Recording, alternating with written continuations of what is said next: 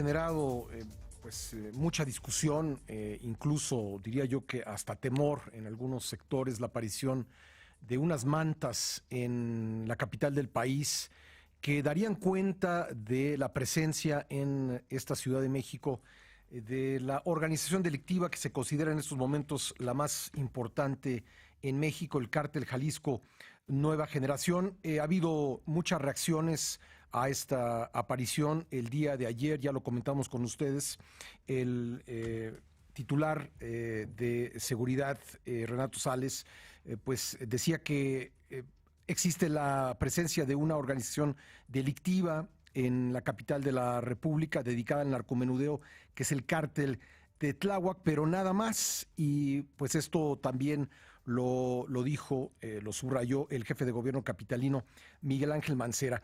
Quisimos platicar con nuestro compañero, colega, amigo Jorge Fernández Menéndez, para mí la voz más autorizada en nuestro gremio para hablar de estos temas. Usted lo puede leer de lunes a viernes en Excelsior. Si usted no lee su columna Razones, tiene pues una visión menos completa de la política, de la seguridad y muchos temas de interés público del país. Lo tengo en la línea telefónica. Querido Jorge, ¿cómo estás?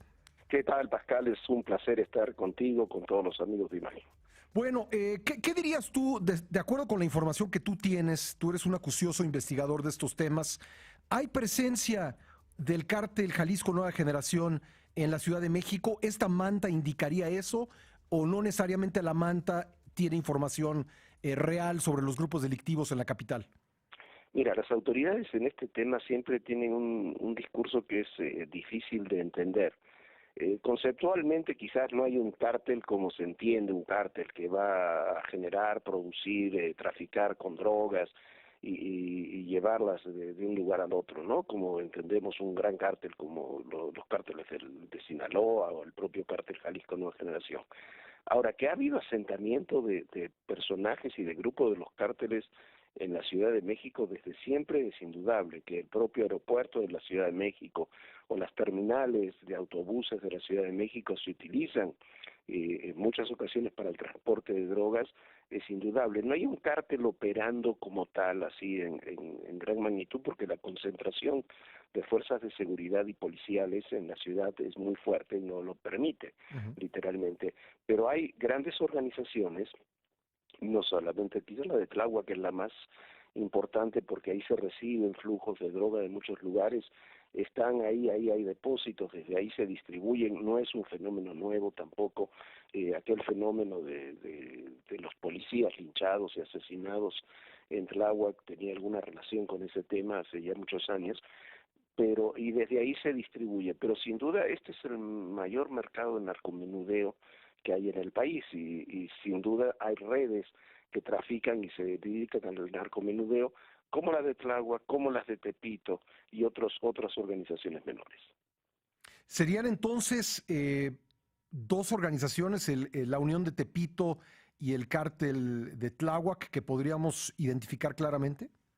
Esos están identificados claramente, las propias autoridades hablan de ello. Ahora, en el argot, digamos, de seguridad, se los califica como redes de narcomenudeo, no como cárteles, ¿no? Esa es la diferencia. Ahí me llamó mucho la atención la aparición de las mantas, porque no tiene mucho sentido ese tipo de mantas en la Ciudad de México. Me parece que es alguien, algunos copiadores, ¿no? Alguien que tomaron el concepto que vieron en otros lugares y que lo están utilizando. El narcotráfico usa mantas desde los años 80, pero me parece que en este caso no es creíble lo de la manta en sí, la presencia del cártel Jalisco como tal, porque no le sería operativo.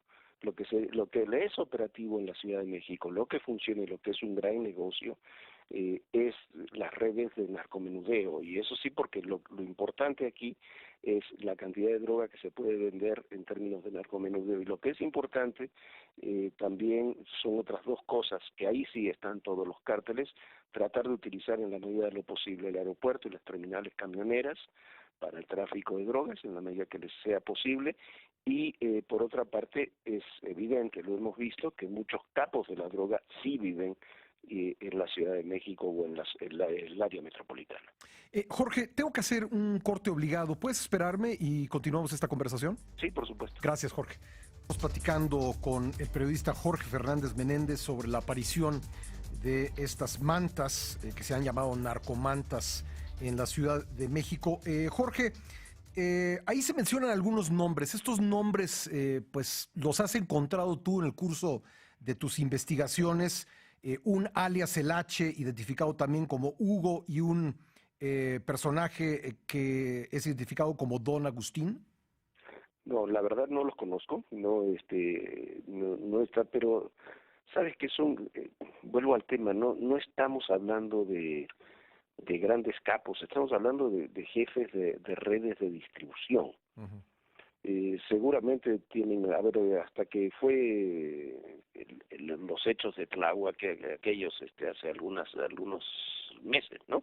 No teníamos con claridad que ahí había un cártel y quién era su jefe. Sabíamos del ojo, del grupo de la mano con ojos, y hay muchos operadores que ahí están dando vueltas, pero no queda claro quiénes son. Por lo menos a mí no me queda claro, tampoco las autoridades lo han difundido, Sí. quiénes son los que realmente mueven la droga, tanto en el cártel de Tláhuac, hay un esquema ahí del cártel de Tláhuac, en lo que se llama el cártel de Tepito también, que tampoco saben muy bien quiénes son sus jefes, y como son más tipo banda criminales de otras características, ¿no? A mí me llamó la atención también la perfecta redacción, hasta con el uso del verbo suscitar bien escrito, porque normalmente estas mantas pues tienen una redacción deficiente, en nulo sentido de la ortografía, y en este caso parece muy bien escrita esta narcomanta, que además apareció en la zona del ITAM, que tampoco me parece muy lógico, ¿no? No, yo no, suena eso más a un conflicto de banditas de narcomenudeo que se cuelgan el logotipo del cártel Jalisco Nueva Generación para intimidar a los otros, ¿no? Sí. Me llama la atención, eso está muy bien escrita, no es algo que hemos visto en la ciudad y no tiene sentido hacerlo en la ciudad. Eso les funciona y les funciona muy bien a los grupos de narcos para enviarse mensajes y demás en otros ámbitos. Aquí lo que estamos viendo probablemente es la repetición de esos mecanismos entre bandas más pequeñas que tienen controles de zonas de narcomenudeo más pequeñas que se están disputando algo. No quiero Aprovechando, decir con sí. eso que no hay narcotráfico en la Ciudad de México. Yo creo que sí hay narcotráfico en la Ciudad de México. Yo, como decía, creo que la Ciudad de México se usa eh, para que vivan narcos, para lavado de dinero, para el transporte. Este es el principal centro de comunicación del país, también tiene que servir para eso, pero no creo que estén operando de esa forma Ujú. grandes cárteles como hemos visto, pues, por ejemplo, en Sinaloa, en Jalisco, o peleas, conflictos Como como los Guanajuato. que vimos en el pasado en Monterrey, Ujú. hablando de grandes ciudades, ¿no? Sí. Jorge, aprovechando que estamos platicando contigo en tu columna del día de hoy, pues relatas la entrevista que tuviste con el secretario de Gobernación, Alfonso Navarrete Prida. ¿Has visto algún cambio relevante que valga la pena comentar en el esquema de seguridad? Sí, de eso fue la entrevista, la pasamos en un programa todo personal ayer y vamos a pasar a otra parte hoy. Y mira, yo creo que ahí lo más importante, ¿qué es lo que quieren hacer? Lo que quiere hacer Navarrete Prida me parece que es un acierto.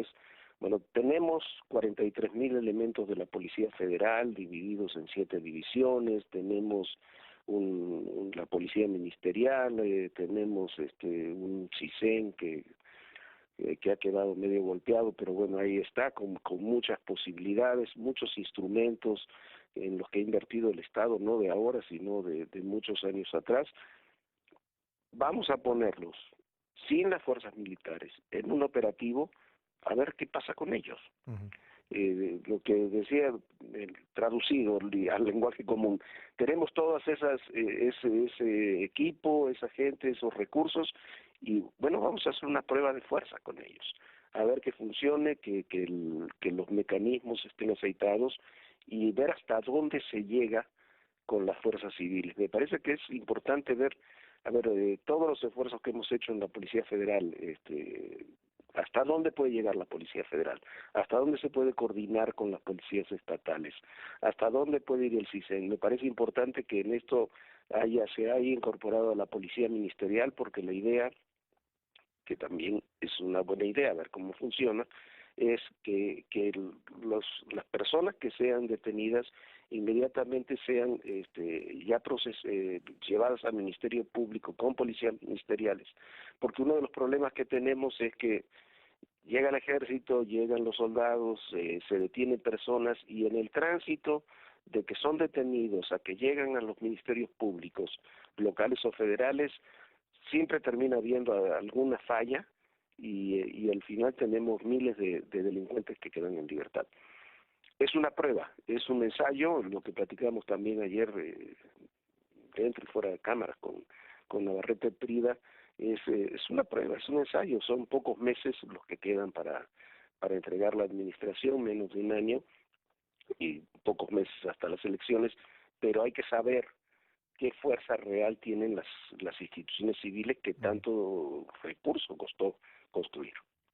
Pues Jorge, siempre un gusto platicar contigo. Te agradezco mucho estos minutos. Muchísimas gracias a ti. Un abrazo. Un Gracias. saludo a todos. Gracias. Jorge Fernández Menéndez, puede usted leer de lunes a viernes su columna Razones en el periódico Excelsior.